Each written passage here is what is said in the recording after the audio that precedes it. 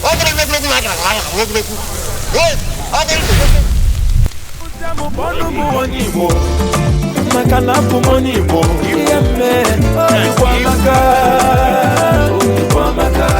you see me, call me Onyibo.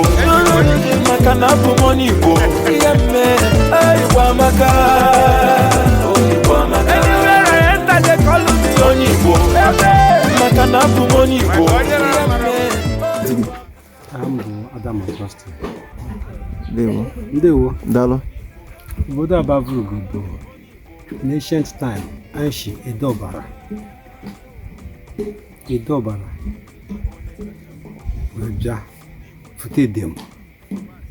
History of Avrugo ka na-enye gị ya. Okay. Ihe chi ya na Edobara. Our original home bụ Ahịa tribal war in those days. Onye kwe mwenye kwe. So anyị na-edem Sheba Hofuta. The other set law ebe a na-akpọ Edem Enugu State now. Even my dad bara bụ Enugu State. So anyị chanụka ekwe m ekwere onye gachi ibe ya anyị Sheba Hofuta. Futaza the other set law in a place a na-say day before Anuka in Enugu State. Yata Anuka obere anyị set law there. Even my kita a na-asa anyị Avrugo Edemeke Edobara. Avrugo Edemeke Edobara. Maka ebe anyị settle na Edem that time bụ Edemeke. So ebe a say Edemeke in Enugu State Edem. Yes, I think I know. So even Makita na say Avrugo Edemeke Edobara. So when we settle in that place, like that before Anuka Inaga. Now our neighboring community in that still in Enugu State. Yes. We have Sanya there. That time when they here, Anuka was not in existence. Anuka don't know. Because Anuka just recently in the have Google. So under baby Busanya here from there. Arabia Bateba. Makai Batareba. Before na Bateba. Here they can be there. And they Batareba the first time. Who? Okay, in the first time Ugo. Okay. Ugo. Okay. Ugo ha junior Kenyigo. Okay. Anya vota Ugo. Okay. Anya vota Ugo. Nepa Kechineke sign baby anor. That is why that Ugo be the tallest tree. Okay. On Ozodia. Anya vota Ugo. Avrugo. Okay. So can she Zaha from Ede now to Avrugo. Okay. You understand? Okay. So I will set Zeba. Avrugo. Branch of Takwa for no broso ndị edemana here. Enwe ndị ọzọ share kwa inwe information maka ndị nka ndị mwa no we mo Zeba onye gara. Okay. I'm Adam Augusto Usman. Okay. I'm the gara Bataleba. Can they be settle go? Okay. As a result of hunting and the Dibia. Can they na you Bateba? Onye neighbor that time bro Odumu Gweke. Chief no that time.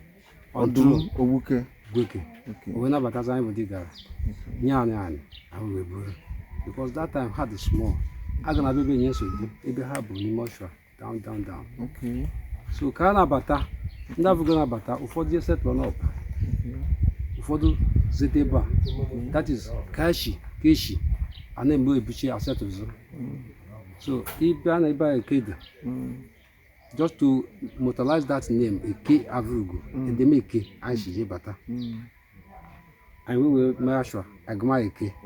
Just to continue that lineage. Okay. So I want to go Bateba, Ndi Batareba, Buzireba, but I had a small and hard Neko. So I'm gonna use it. So I'm the Gara very bad that time, just not to contact voyage. I chose to nine Maragwanta or Hassan Bebano, Kanya cannot choose that time. So I know good about Nyaka Bichiraga. So I Buzereba, I need Bundigara, Bateba, and I began Nabatani. I know how to go there. If I not saw, I didn't cut. So I said, the sign, but I didn't cut. I will come over sign the hammer under the cast. Eddie, okay. so I saw and saw Eddie. How was one kita? How was one exist? I know existing. I know the native as brothers and sisters. I know just settle. ihe m na-akọ gị bụ more than 500 years ago. Thank you very much. Ọzọ dị ka ibia bụ kedu kasị the since nọ dịka ụmụnne enwe ihe keep together like afụ na obodo a nwe nni gbakọsịara nni eji mara obodo a ma ọ bụ ihe a na-akọchapụta n'obodo ihe ndị obodo a na-akọta ọfụma. Ihe a na-akọ ụba siri ike kọsi nlele anya ọ bụ n'okwute ọdụ fertile ebe ga-abụzi mixture of sand and stone. So the soil is very, very rich in food production. A na-akọ ji ebe a na-akọ abana ebe a bụ kind of yam. A na-akọ cassava here. All tuber crop na-eme ofuma ebe a. Even ma azụzụ maize ọ na-eme ofuma ebe a. In fact, ọ nwere nri tinyere n'ala ebe a ọ bụ ihe. Even ma egusi kiche egusi ebe a ọ na-eme ofuma. Oyi a na-eme ofuma ebe a obodo a. Dịka unu na-emepụta ndị a nwekwa ndị na-esi mba dị iche iche ma ọ bụ obodo dị aṅa wee na-abịa egolo oyi unu na-akọpụta ka ọ na-eme nkọcha unu erie. In fact, ebe anyị oje ma ebe a bụ Igala. Ebe a ndị Igbo from all the way from Nsukka, Enugu, even nke taa bụ afọ obere oge anyị na-afụ ka moto na-aga ana bọsị eke the same thing a na-abịa ego nri. Nwere ikwu a na-eri ada eri machine pass ada eri moto pass na data ashọ. Ọ bụ ji ọka vegetables anything food ya bụ moto a na-achọta obere oge anyị na-afụ aka na Ghana aji chego. Ekele gị. Ọzọ dị ka ibia tinyere aka gbasara omenala ụdị omenala a na-emegasị maka ndị kpọgasịrị afa ka egbalizie ha. Omenala bụ ihe eji mara obodo. Ịbịa n'ebe a dịka m kọrọ gị because of this tribal war ndị ebe a nata so ka ha nweta ihe deity ga echegide from there ha je nweta eshi Avrugo. Eshi Avrugo a is one of their culture a na-eme ebe a. Last month na-emere emume isi ji iwa ji eshi. That is eshite ji ọfụrụ pụtara. Ata m eshi ọ daghị eri ji ahụ except ya eweje go that eshi first. On that day mmanwụ it was so unfortunate he died at that time.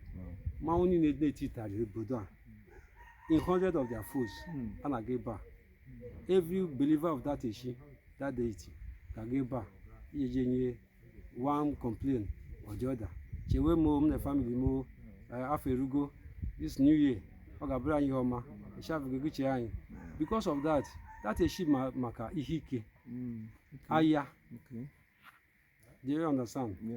So nya mere ke mmanwụ dị ike na-eje ọ bụrụ nke na-ete egwu dịka ojorima dịka ọ bụ mmanwụ ike mmanwụ ọkọrọbịa mmanwụ dịcha n'udo ọ nwere nke na-ete egwu ọ dị eji itari mana nke na-eje na dati ma arụsị bụ mmanwụ ji itari mmanwụ bụ udo. Ọ bụ na ị bịara ebe a data ma ifucha ha ị ga-esechi na foto. So but ọ bụ it was I think last month early this month kwe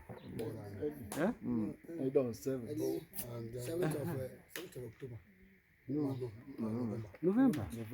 So you could have seen it by yourself. So I watched that one. I watched mmanwụ ji obodo dịka Ezugbo Avrugo. Ya bụ Ezugbo abụ nna. If I see at the song we are here. Make us do n'ụlọ. I go ya n'ụlọ agụkwa ya na. I know with a particular clan obi ndị obi na echichi. Ndị dị ya ka ya ndị a na-eche echichi a bụ ndị amụkwu. Enwe particular house na-echi ya iche. That is the community. Okay, the community where all of them can take care of it. Only the senior, most senior. Senior, okay. Zatama, the priest of that deity. Okay. So that one. Egbaini is omenala. Yes. Then Egbaini reach here. I need a bomb. Egbo. Omebo. Okay. So that's a bomb now. Only significance on the nation. Yeah. The significance of that Egbo, the time in local door. Okay. Sorry. Before Emebo, I'm sorry. I will Uke. No. Ukokochi. That time Mamu Nafuta. Here the Kikwaka. The whole masquerade now 11 in number. Say 12. 6 naga. Besis na-ete. Mmanwụ na-agụ mmanwụ ego. Mmanwụ na-etezi n'ọgbọ. So that time keja aka. No roke about Joshua just one. Okay. You understand now? Okay, emesịa nke a webazi ime ofe yeshuban. Onye ọbụla asụban. Iji ka ọbịa. Ihe a na-apụta a na-emekebe na February time. Okay. So onye ọbụla bụ okorobịa. Time ero ka baa shwa. Eje gba ahụ that is. Oro ka baa shwa ka ya asụban. Okay. Maybe preparation for farming. Then oro na enwe ebo na eri denigwe. Okay. Denigwe ka ja ga afọ. Ndị okenye zute. That is Jimani, the chief. The chiefs. Hajeweze be priest. That ne amukwa atama ezu. Hancha zute there because that atama bunna. Hajeweze where you is. Nna na afọ ero ka ngo afọ kagaro kesha kamal karo jate. Agicha zaro there ana ememume ye. Agacha aro. Then abani me ezugo. Je gwa de na agụgụ arọ afọ arọ dị anyị ma so sheba Africa onye ọbụla vlog gbara because ka na abịa ebe a onye ọbụla all the obi plan which rock gbara ha na ebe ha line up according to their seniority line up je be obi atama ezugo agụ arọ dị a agụcha arọ dị a ha je n'ime ega ebifu ya je gocha ya fujoko Carol Drema. She ba her line up. Uta ha si je such a way. Then after we blog about men no. Come no kaya go. I dey why jungle. Okay. Shajoko. Okay. Awa. Yeah, we have a joke. Before then, that Denigwe, that Ome Bar, I dey make with Denigwe. Mama after Nenyas. Oh, Mama Nyas can after. Okay, nice. Mama Nyas. Then always the following day. Na agbazote wrestling here we ndị Igbo kiriji ha ji mechi nweke obi anwere so everybody back on Otobo na Paris dịka ebe a bụ Otobo that place everybody back on then na na-ekirizie ụmụ okorobịa ọ bụ mgbe gbogbo ndị ha ka anyị na agbazote group by group age grade according to age grade ndị a tụziri anyị na-acheje challenge ndị sọrọ anyị ndị sọkwara anyị ndị anyị sọkwa na-abịa challenge anyị and the highest person who jikere n'ote that place a ga-enye egbene ọkụ so a na-eti ọ bụ osisi ndị elders malitie ibu mama na richard malitie kita so a na-eti kpedenki ọ dịkwa ụsọ gị ya xylophone local xylophone thank you xylophone a na-eti ya so and ya na-eti ndị na-anụ ya eji ekwu okwu eji ama eto yes. So if man one big drum, third drum, another corner that even my that drum self, ni kuku ndi okay na no, Maria na no. So agent to say mad. After then na mo balute well. Comfortable. They will that thing, they keep zoom na na ma. Balute. Ndi you go gbene that oku agaji there. So agent kuku. My I am kita 2000 yan manuta yo dey also tego. I'm member, so agent kuku. But in there, she went over also Igbo, gonna so somber. So that's it. Yeah, we are many Denigwe on my bar. That time, Mama and Yasnagba. I banned for 4 days. What I yes. I mentioned Kana. Then Uruzeji, Iwaja, Yabu Joffo. I mentioned Bajofo. Uruze, Ununu. Ununa had a year for 7 good weeks. To not 28 days. Cash a year. Yeah. So result that time now holy week, holy month of the community. Ada anwog, ida bama na ebugomba. Everything was jolly. In wog, in dance on. Imagbo na. So I could so pam so that everybody will is week for the whole year. What I go? So here guys, you make it for good 28 days. 1 month. Ida all this onugbo. Ada akwekwa. Ada say anakwa mba. Get the month to October. Wow. So I'm good that time. I have one another month. Wow. Because that month, the holy month. Wow. I keep a day on so. When you factory in August that time, you make sacrifice. Even the more of sacrifice, the following year, that's how you know this holy month. You got the same fight get repeating in their family. So on a billion of Adobe so. Ada Gbegbe, Ada Nog, Ada Bamba, nothing. na bụ holy month, na bụ onunu. Good 28 days ka ga-eme. So on the last week ka ga-eri nna. A ga-agọ nna, agọmụkwụ. Ịọcha ukwu ala anyị esete ihe. Agọma na didi. Ụmụ nwaanyị dịka nwunye m ji agọ nna m. Ọ bụ na eme ihe adịrọ mma dịka ọ nọ ebe metufu ukwu. Ọ gụọ ya that year. A na-ejide ya. Ka ịghọta na ọ bụ holy week. Now the month of that festival is for purification. So ọ bụrụ na nwunye m na ọbe m je agba n'iru. Ọ gụọ nna m that month, that day. Nwa ga-agọ Nnadi. Ọgọ na m that time were gbere ọgwụ. Ọ bụ na etufu okwu nna m ga-eji ya. Ọ marụ another year. Ife mebe ya na-arụ. So ya bụ for that festival onunu. So ihe a na-emeche na ya siri ike. Gị kpọọ ya ọzọ ịkpọrọ ya Onunu festival. Community. That's the day, the very day, the last day. So that very day, Egbaga and Mama na Fatacha. The community of the native Maha, Kacha. Look at by any native thing Bedike. Bedike. Mount Siri, Nukuman. The Kijil in a boom. Okay, Nukuman. Okay. Gagaricha. And of the native teaching Kihami. That very last day of the festival. Everybody very celebrates. So that's the end we go. Ndị ihe nwere ike iji gbube family go enjoy your mpeteze na family go na entertain them. How that onunu festival. So now that Egbaga na onunu a message ọzọ ya kwa ma ọma esa iwotago this November a ga-eri nsiji a nke maka shia ma ọ bụla na-eje